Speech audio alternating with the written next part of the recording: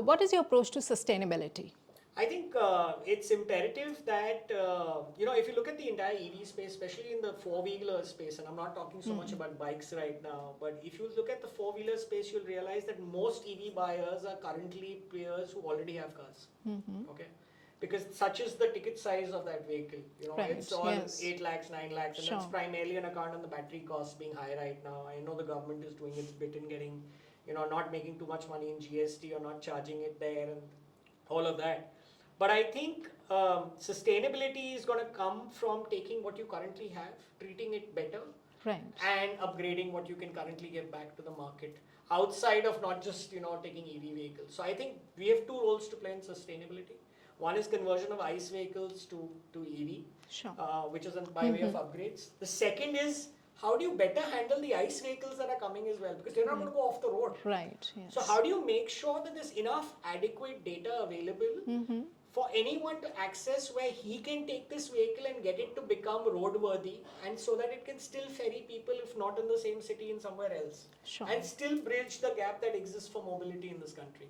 So I think sustainability, yes, right now is the golden word in EV, but for me it's a little more than that. The ICE vehicles are not going to disappear. They still need to be plying somewhere or the other. So you need to look at sustainability from a holistic standpoint.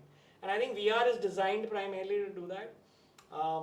We look at all vehicles that come in. There's enough information that we have about them, and we can then make sure that that information is available to whoever is wanting to buy this vehicle. So that he can best use the information to get the asset to do what it needs to do on the road, in it being in its best condition possible. Excellent. So we truly appreciate all your efforts on that bit. Thank you. So I wanted to know, Ravi, which is the weirdest or the funniest request you've got ever from a client? Wow, the most funniest request that I've got for the clients.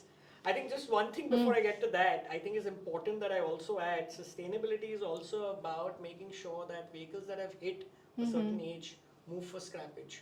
Okay. I think that is extremely important as well. So I want to cover that, and VR actually has a segment that it involves where vehicles that are more than 15-year-old, if exchanged through the VR platform, can integrate with players who are already scrapping vehicles real time.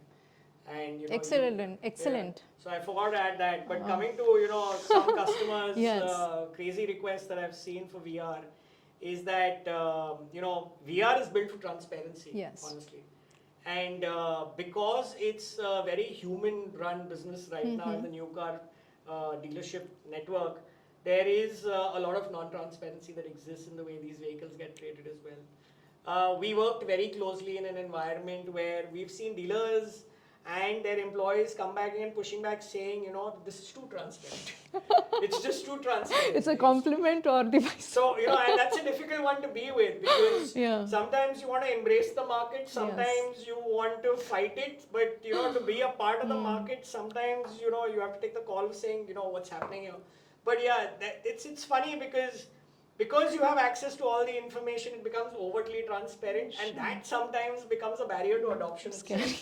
You know what I'm saying? Then you have to step back. It's too transparent. Everything is there. You have access to everything. I have access to everything as well. So I think that's a little weird, but I think it's only a matter of time. Absolutely. Yes.